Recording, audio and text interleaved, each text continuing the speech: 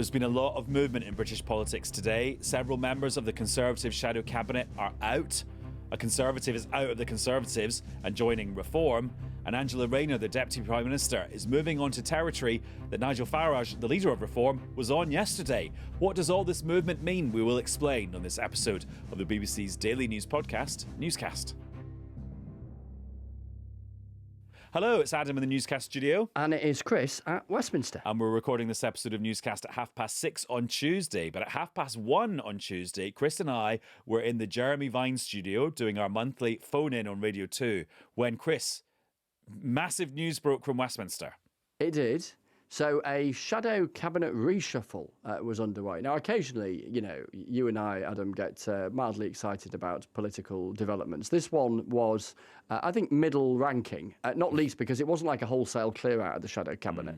Neither was it tinkering. It was somewhere kind of in between. And we were getting bits and bobs dribbling out about what Kemi Badenoch was doing in terms of changing her front bench team. And as we recorded, as you say, at 6:30 in the evening on Tuesday, we have had in our possession for about 15 minutes the full list. And the standout thing is that James Cleverley used to be Home Secretary, Foreign Secretary, ran for the leadership last time, was beaten by Kemi Badenoch and indeed by Robert Jenrick, is back. So he went off to the back benches for a bit, having lost, and he is back as Shadow Housing Secretary, also Communities and Local Government, in other words, shadowing Angela Rayner. And he's kind of a cliche alert, Tory big beast. There's no doubt he's done some of the biggest jobs in government. And interestingly, Kemi Badenoch's been saying not only that, but he also represents a kind of strand of Conservative opinion that is different from hers.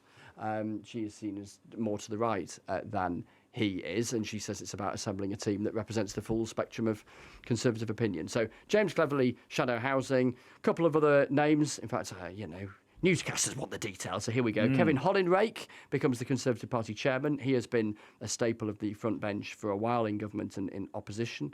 Neil O'Brien, seen as a big thinker, comes in as the Shadow Minister for Policy Renewal, which basically means presumably writing a lot of policies. Policy Renewal and Development. So there you go. And a chap called Alex Burghardt is going to be involved in policy too. Stuart Andrew is going to do health, shadow health. He's replacing Ed Arger, who himself has had some health problems and so is standing down. Nigel Huddleston is going to do culture, media and sport. Richard Holden, former party chairman, shadow transport secretary now. Julia Lopez, shadow secretary of state for science, innovation and technology. And then interestingly, this heads a little into the weeds, but I think is as interesting and as significant is that Kemi Badenoch's chief of staff, Lee Rowley, a former MP, is gone. And Henry Newman, who was a big noise behind the scenes for the Conservatives in government and indeed in opposition, used to work closely with Michael Gove, amongst others, is the new chief of staff to Kemi Badenoch. Right. What does this reveal about where Kemi Badenoch is going? Right, let's break that down into a few things. First of all, the return of Sir James Cleverley. I always think when a big beast reappears, it's either a sign of strength from a leader, that they're prepared to have other big characters with their own heft around them. But more often than not, it's actually a sign of weakness, and it's like putting the bat signal up and they need someone to come in and bring them some heft. Which one do you think it is today? I mean, obviously, maybe it's neither. I kind of think it's probably perhaps more simple than both of those things, which is that if you are a Conservative leader in the position that Kemi Badenoch is in, you would have someone of James Cleverley's stature and experience on your front bench if they're up for serving. And he clearly wasn't keen, having lost the leadership race and probably a bit exhausted by government, etc., etc. And he is keen now. He's been very quiet on the backbenches, really. So, there's always the danger from a leader's perspective that somebody who is a big beast on the backbenches has more scope to cause you trouble, whereas at least they're bound on the front bench by a kind of sense of collective responsibility. I think from his perspective, he's probably kind of hungry to get stuck in. You can be more prominent, whatever might happen in the future, if you're on the front bench. Robert Jenrick, who's not shy of ambition, has been serving on the front bench, and James Cleverley is a potential contender in the future alongside Robert Jenrick should a leadership role become vacant. And so you probably if you're James Cleverley, you might think about doing that from being on the front bench. Some have even talked about him as a potential Conservative candidate for mayor of London in the years ahead. And again, if you're on the front bench, perhaps that was a bit more of a prominent position. But a lot of that is heading wildly into the realms of several steps down the track. I think broadly, as I say, from Kemi Badenoch's perspective, if he's up for serving, you would want him. And yes, he's from a different tradition within the party, if you like, but that's perhaps no bad thing. In fact, you can make a virtue of that. And if he's up for the scrap and wants to get stuck in, which he clearly does, then from Kemi Badenoch's perspective, why not have him back? And Neil O'Brien's an interesting one because he is well known for having this ability to kind of think big thoughts and come up with policies that could address those, like our aging society, but at the same time, very retail-y policies that are related to people's daily lives. Do you remember a few months ago, he published that manifesto of things that just really annoy people, like badly parked e-bikes and people listening to music on the train with no headphones. Yeah. Yeah, and exactly. Maybe somebody would say the Tories need some more of that stuff. Totally, and he is exactly that. That's what he brings to the political wicket. So he was in the mix because I think he was a sort of junior shadow schools or education minister prior to this reshuffle. So he was on the front bench. But policy renewal and development is absolutely, it seems to me, sort of round peg in round hole for Neil O'Brien, and so I think Kemi Badenoch would argue that's the sort of best use of his talents, really. Ultimately, though, this wasn't, to me, looking like a reshuffle that was designed to send a message about a refreshed team with new priorities or a more kind of reform-leaning, leaner, meaner, conservative front bench. To me, this just seems more of a bit of a sort of HR operation, really. Yeah, I think that's probably right. I mean, I think it was triggered in the first instance by Ed Arger wanting to stand down. So then you've got to find someone to replace him as Shadow Health Secretary. If you then get into a space where you think the person you want to do that job is already doing a different job, before you know it, you can be a few moves down the track and you need to do something more than just a one in, one out.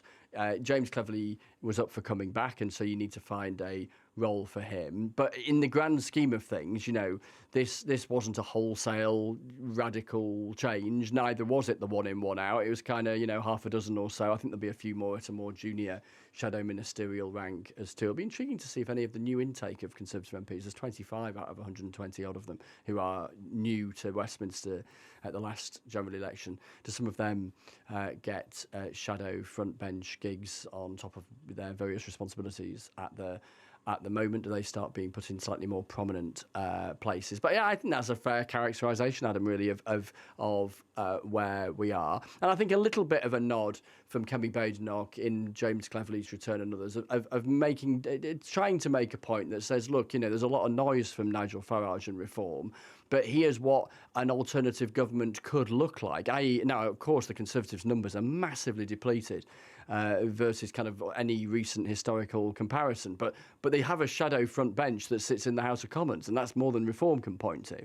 And I guess in this sort of reshuffle, you can sort of begin to nod to that and show a sort of depth and breadth of experience that reform don't have. But of course, if you're an insurgency, and all the rest of it, as reform hope themselves to be, then you try and make a virtue out of all of the opposing things to that, don't you? That you're the fresh start, etc., etc.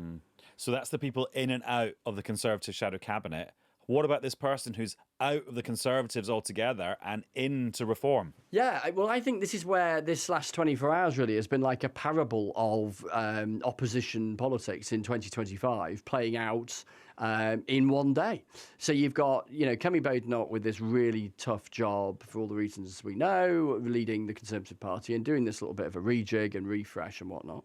And meanwhile, you've got Nigel Farage at the Royal Welsh Show. And there he is with the latest defectee from the Conservatives to reform, Laura Ann Jones, who is a member of the Welsh Parliament, saying that she's been a Conservative for years and years and years, and she's had enough of them and she's joining reform. And, that's yet another, and actually someone who is currently a elected member of a parliament. Some of the more recent defectees have been former MPs. Now, there's a sort of thing, Adam, and look, when a party gets a defector, that is almost always, at least on day one, a reason to smile because you've gained somebody at the expense of one of your rivals. There's a bit of a question that Nigel Farage might start to face as this sort of face of a anti-establishment insurgency if loads of his new recruits are former Conservatives, where you've got this party that is the epitome, if you like, of the political establishment, who were recently in government and then were kind of crushed in a general election. And to what point, at what point does a sense of insurgency get diluted if you're seen to be this sort of port in a Tory storm? Equally, if you're Nigel Farage, that is a nice problem to have, isn't it? Because it indicates momentum heading in your direction. It indicates that you have a magnetic appeal, and your opponents are the sort of other end of the magnet. They're repelling. And I'll let newscasters decide how Nigel Farage was interpreting what Chris just said in this little clip from the press conference that Nigel Farage did with Laura Ann Jones, his new defector, when the pair of them were asked about the Tory reshuffle, so thereby linking all the things we've just been talking about. There'll be this reshuffle. Most of the people that get reshuffled, frankly, are not even household names. No one is even talking about them. And if you look at the polls, they're sliding. They're now sort of 17, 16, whatever it may be. They've got further to go down. And I believe, and I'll repeat the point I made a moment ago, I believe after May next year, they will cease to be a national party. Yeah, the Conservative Party have forgotten how to be conservative. That's Nigel Farage and Laura Ann Jones. And the reason Nigel Farage, Chris, is talking about May next year is because that's the next elections to the Senedd. And Indeed. Also the Scottish Parliament. Yeah, indeed so. In Wales and in Scotland and in London and in pockets of England beyond the capital. So it's a really big kind of mid-termish kind of feel to next year's elections, and potentially a really, really big moment for reform and therefore for Labour and the Conservatives, and indeed in the context of Scotland and Wales, the Scottish National Party and Plaid Cymru. Now, we didn't have time to talk about reform yesterday because Nigel Farage had done this big speech about prisons and the criminal justice system. And what was interesting is, because I didn't have the chance to watch it in real time, you then go on the Reform UK website and you think, oh, there must be like a thing where you can read all Nigel Farage's speeches, and they're not there. So their website isn't like a classic government in waiting website where you can read exactly what their leader's been saying about various policies. But he did come up with a lot of actual policies in this speech, didn't he, yesterday? Yeah, he did. And the whole thing, again, is sort of illustration of how unconventional politics is at the moment. Here we are, probably the best part of 4 years out from a general election. And then you've got a party with a handful of MPs that is launching a quite broad policy prospectus, particularly within the theme of law and order and policing and crime, and doing so, a considerable distance away from a general election, and actually still quite a long way away from those elections next May. I mean, it's only July, but then they're trying to climb this sort of hill politically, mountain politically, that has never been pulled off before, going from sort of nothing to government in the blink of an eye. So they've got this campaign. It's going to run all summer. They're focusing on crime. They're talking about halving crime within a parliament. They were talking about sending some British prisoners to prisons overseas, El Salvador, Estonia, Kosovo. There are actually some precedents of countries having kind of effectively export agreements on their own domestic prisoners. They also talk about sending foreign prisoners back to their country of origin, a whole load of more police officers, beefier police officers. That was the other thing, Adam, that Reform talked about. They wanted effectively more stringent tests for incoming police officers in terms of kind of fitness and sort of muscularity and all that kind of stuff. And they reckoned, I've probably missed a few. I'm going off the top of my head as to what else they were saying yesterday. It'll come to me in a minute. But they reckon this whole thing prisons. There was going to be a whole load of new prison places, including turning some former Ministry of Defence sites into places for lower category prisoners and not the most dangerous criminals. They reckon all this was going to cost, I think, £17.4 billion across a parliament. So a lot of money. And they also reckon they could do it without putting up taxes, because they talk about rolling back lots of net zero promises that this government and its predecessor have signed up to, scrapping the HS2 rail line, although quite much of the money for that will already be spent by the time of the next general election. Let's see. And I think, now where we are now with reform is that, they get more attention, and some people love that and some people really don't.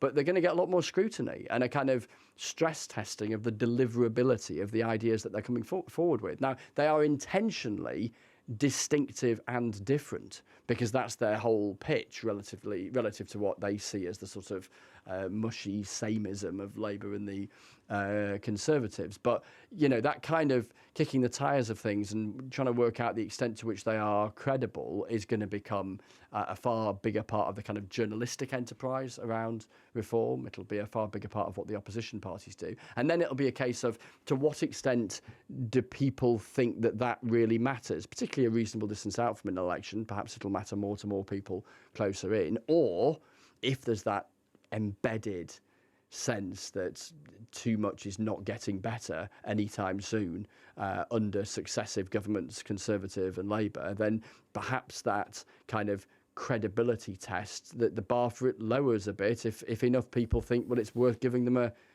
a crack. And also, one of the things that Nigel Farage said at this press conference on Monday that was in a lot of the papers today was this idea from him that society's on the brink of collapse. And this was in response to the tensions around the hotels housing asylum seekers, protests popping up sort of all over the place now fairly regularly. But interestingly, Chris, Angela Rayner at this morning's cabinet meeting, the last one before the summer holiday, she was going onto that turf. And not just that, but she obviously made sure it ended up in the email sent to all the journalists saying, here's what was discussed at cabinet today. I think exactly that. And that is yet another example of where Downing Street, where the heart of government are really aware of what Reform are saying, and that they are pivoting towards a position which sees Reform as the principal party of opposition, even though in numerical terms in Parliament they are some distance, obviously, from that, and desperate not to be seen to be aloof, out of touch in those ivory towers of Whitehall, whilst you have a politician in Nigel Farage who can communicate incredibly savvily, being seen to sort of outflank them in terms of a sense of knowing what's going on the street, if you like. So I think not only was that briefed out, but briefed out in the name of the Deputy Prime Minister, who herself would make an argument that she's entirely plugged into what's going on in sort of ordinary streets up and down the UK, and remains very plugged into that, even though she occupies a high office of state. And there's a broader point beyond the kind of party politics of this. There's a real worry. There's a real worry about it. I've spoken to Labour MPs who are really worried about the tensions around a combination of things, but yes, asylum seeker hotels and these houses of multiple occupiership, and on top of challenges around the cost of living, challenges around an economy that's flatlining, all contributing to a sense of concern in government about those kind of images that we're seeing from Epping in Essex. Chris, thank you very much. See you soon. Ta-ra. And one other story to talk about on this episode of Newscast. The UK government has signed a deal with OpenAI, the American artificial intelligence company that is behind ChatGPT, which will see the UK government and OpenAI cooperating a lot more, whether it's creating new jobs or maybe changing the jobs of people who work in the civil service because they're going to be done by artificial intelligence instead. I caught up with two people who've got lots of experience in this area, starting off with the BBC's technology editor, Zoe Kleinman, who joined us down the line from Glasgow. Hi, Zoe. Hello. And also here in the studio is Jimmy McLaughlin, former Downing Street advisor and now host of Jimmy's Jobs of the Future, where I'm assuming AI is quite a big feature. It is indeed.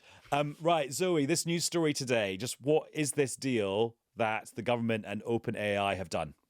Should start by saying it's a voluntary agreement, so nothing is set in stone. What OpenAI is saying is that it's going to explore making its British headquarters bigger here. That means potentially more jobs. And it's also going to look at investing more in the loads of AI data centres that the UK is looking to build to strengthen our infrastructure.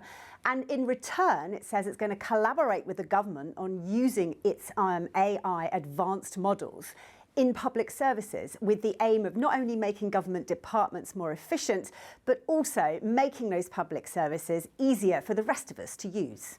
And does this feel to you as a significant piece of paper that's been signed, even if it is just a voluntary thing? It's not the only deal the government's done with US tech giants. It's gone into similar partnerships already with Google and also with Anthropic, which are OpenAI's rivals.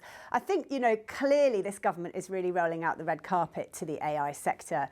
It thinks that AI is a really important part of its goal to promote growth in the country. Peter Kyle, who's the tech secretary, reckons AI can fix the NHS and fix the economy. There's lots of bold claims been made for it. And the AI industry is equally proud of its achievements. Sam Altman, who's the CEO of OpenAI, the maker of ChatGPT, reckons that they're close to something called artificial general intelligence, or AGI, which is tech that's able to live up to humans in terms of the skills that it promotes. There are, however, lots of criticisms and issues, I think, with this along the way. And also some questions around, if we're supposed to be beefing up our sovereign AI, and there's lots of talk about Britain being part of the race and having a national infrastructure, are we getting a bit too close to all of these companies that are all based in the US? Yeah, Jimmy, is this, this is being pitched as a kind of win-win-win situation here. Is that how you would interpret it? Yeah, I think, look, it's a pretty good starter for 10 on these things. You've got to build relationships with these companies. The UK government has always been good at that. You look at some of the kind of like Magnificent Seven that exist, the Googles, Facebooks, Amazons of the world. They have their second biggest offices outside the US in the UK, that they provide tens of thousands of jobs amongst them. Like, it's really important. At the moment, OpenAI has only got 100 jobs in the UK, but having agreements like this mean that you can get more employment here, etc. So look, I think it's a good deal. There'll be lots of questions about data, etc., and data sharing, and people are right to flag that up, but this deal does not change any of that. And this whole thing about getting OpenAI to kind of partner with the government on the provision of either public services or just how government departments actually work. Is that a real thing, or is that a little bit of a red herring? I mean, I've just my email app, for example, on my BBC laptop has just got the new Copilot thing. Oh yeah, isn't this just happening on everyone's desktops anyway? Well, I think there is some truth in that, but I think there's a lot of information that's stored in government about historic things that have been tried, and it was one of the things that I found frustrating at Downing Street would be you wouldn't find that out. You'd be developing a policy idea and you wouldn't find out till a few weeks into it that this had been tried in sort of the early 90s or something similar had been, etc. Like Michael Heseltine had toyed with it. Exactly. Whereas actually, if you can pull all this information and be able to have something that can kind of search for all that, because often people wouldn't know, etc. And so the UK Civil Service has its own AI now called Humphrey, based off the Yes Minister character and so on. So like, being able to ask that, okay, what have we done in this policy area before, I think could be really interesting with that, because that isn't available on the sort of World Wide Web. And Zoe, it's interesting in the press release that the government put out about this partnership, the example they give of one of these tools being used is using AI to categorize public and industry responses to consultations. So rather than a person having to go through 100 submissions on a website, the AI can do it very quickly. And that seems like a very nice sort of benign kind of office function that's being done here. Yeah, I mean, that is a classic admin function that AI can do extremely well. I suppose the thing is that, everything that you feed into any AI tool that you're using is generally then used by the company that owns the tool and can be, in theory, used to train it. Now, there are some companies that claim to have done deals where the data doesn't get shared more broadly and that it stays within the firm. And I think the government obviously needs to make sure that it's sort of got the right deal in terms of what happens to that data and how it then gets used, if it gets used at all. But you're right, this is classic stuff that AI is really good at. It's good at finding patterns in enormous quantities of data. That's what it does really well. And Zoe mentioned that phrase, AGI, artificial general intelligence, which is kind of the next leap forward, isn't it? And I know, Jimmy, you've been speaking to Peter Kyle, the technology secretary, and in fact, Keir Starmer, the Prime Minister, on your podcast about this concept. Yes, the last two guests. So I asked Peter Kyle whether he thought AGI would be here by the end of the Parliament, and he said that he thought it would be. And so within 4 years. Within 4 years, which I do think will be a real transformational change, which none of us are kind of ready for yet and really have got our heads around. I asked Keir Starmer whether he thought the same. He wasn't quite as equivocal on it. He just mentioned that Peter was an ambitious guy and he liked to see that. So I thought that was an interesting answer from the Prime Minister. But I do think like it is a big thing that is potentially going to change so much of our economy. And, it's going to... The question that I put to Keir Starmer was, he was at Leeds University when the deindustrialisation was happening in places like Yorkshire and so on. Like, we might be right at the verge of that again, but this time it could be a very different deindustrialisation. It won't be as evocative. It won't be as significant as seeing those jobs go in coal mines, etc. It will go through the middle classes this time. And I think it's just a big change that we might not be ready for yet. Are we at a stage where you can imagine what sort of application AGI would be used for? I mean, we've all got quite used to these large language models, so the chat GPT thing. But what would help us get our minds and our heads around what AGI would do practically? Well, there was something that I used the other day, which I thought was quite interesting with this. Like, we were looking at how we sort of grow the podcast and the production company behind it. And it essentially said to me, what you need, Jimmy, is a COO, and you need somebody to come in and lead your operations. And then it said, would you like... This is what the AI said. This is what like the a management consultant, basically. Exactly. But then what it did as well, Adam, that was different this time, was it said, let me go and find some names for you. And it pulled up 10 names, 10 LinkedIn pages of people that, they wouldn't have all been great, but there were some really good suggestions in there, actually. Were any of them sat through there on the other side of the Newscast studio? Possibly. Just side eye of my colleagues. Anyway. But I just thought, like, that is the next stage that I had not seen it do before recently, where it's gone and set, like, it's diagnosed the problem. We've then rewritten the job description together about what I would like to see in it as well. And then it's gone, shall I go and find some people for you? And I thought that is a key change of it that we see. Do you know what that's making me think? That makes me realize it's chat GPT, but with then the gumption you get from an employee. Yes. Chat GPT responds to you very well, but it doesn't have initiative. Exactly. This is it going out and being like a self-starter, basically, like what you want in an ideal employee. Yeah. Zoe, that other phrase you talked about, sovereign AI capacity, what do we actually mean when we talk about that? I think what we mean is having enough of an AI sector ourselves that we're not completely reliant on other countries to not only provide us with tools and services that we use as customers, but also to research and develop the next generation of the tech, so that we are always sort of using other people's kit, if you like, and we never have enough of our own. The problem clearly is that the two main contenders here, US and China, have vast amounts more money than we do to throw at this, and we see that consistently with not only the national commitments but also the private sector funding that the AI sector receives. I mean, it is impossible for the UK to match that. But what we do have is really good research and development here, and I think the plan is that we can sort of master that and use that to our advantage, even though we can't compete financially. And earlier this year, really interestingly, China suddenly released an AI chatbot called DeepSeek that we talked a lot about. And the story that sort of first came out around that was that it had been done on a fraction of the cost of something like ChatGPT.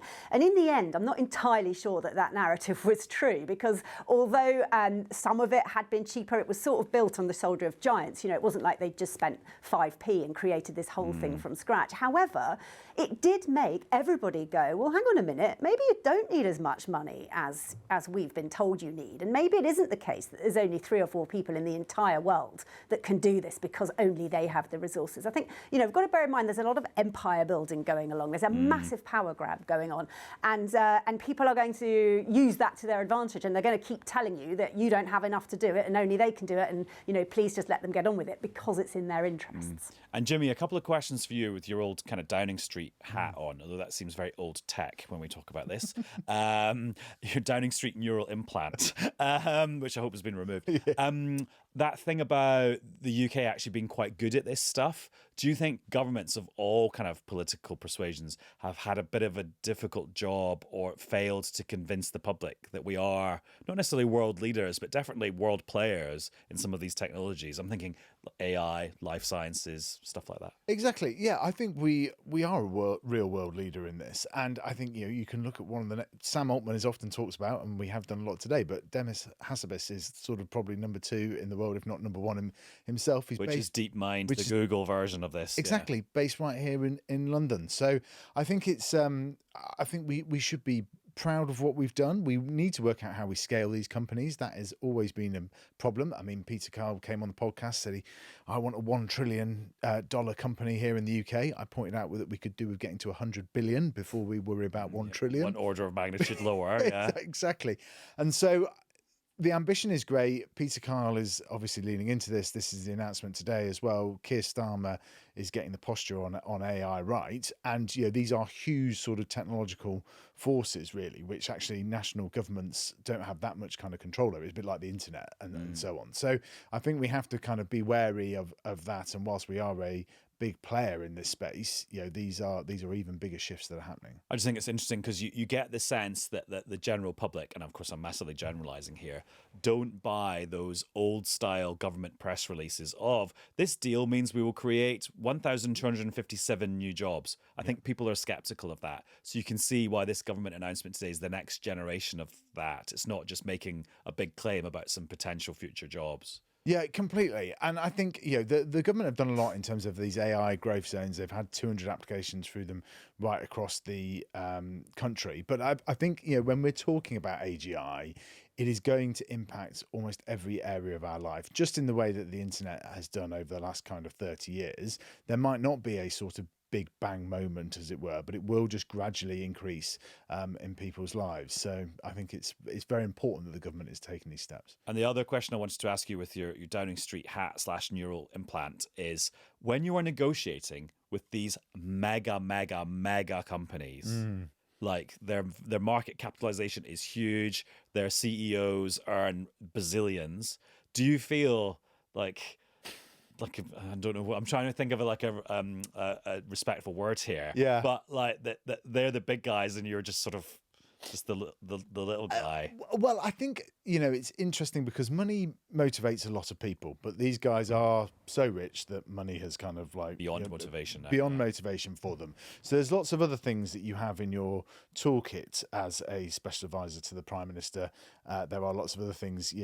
Visiting Downing Street was a huge thing. I was saying to Keir Starmer in the interview, we were in the small dining room. I always used to request that meeting room for when I was meeting these international investors. Right. And the reason for that was where Thatcher and Gorbachev had their small private dinners, and that was where the Cold War was thawed. And finishing investment meetings with that was often a bit of a key trick that I used to... Interesting that you finished the meeting with that rather than like, shall we just pop in here? You'll never guess what happened here in 1984. Well, sometimes I used it at the start and so on. But I tell you, I remember Tim Cook came to... Apple CEO. Yeah, and the Apple CEO came to visit the PM. And it was partly around the sort of Battersea office opening, which employs now sort of 5,000-6,000 people there. Which PM was that at that point? That was Theresa May. Yeah. And he was in the kind of anteroom waiting, and he was just transfixed by the picture of the Queen that we had there. It was one of the few ones of the Queen smiling. And he sort of said in his South Alabama drawl, I've been watching Netflix and, I just find this so captivating kind of being here. And I just thought, what a wonderful example of kind of soft power. My job was to go in and kind of warm these guys up before seeing the PM, and already the picture on the wall, being in the room, had kind of done that, and we were able to get that big announcement over the line. Zoe, just here's a philosophical question to end with for you before you go off and do the rest of the day's news. Do you feel, as the technology editor, the way you've covered AI stories and the kind of story you're actually doing for the news has changed over the last few years?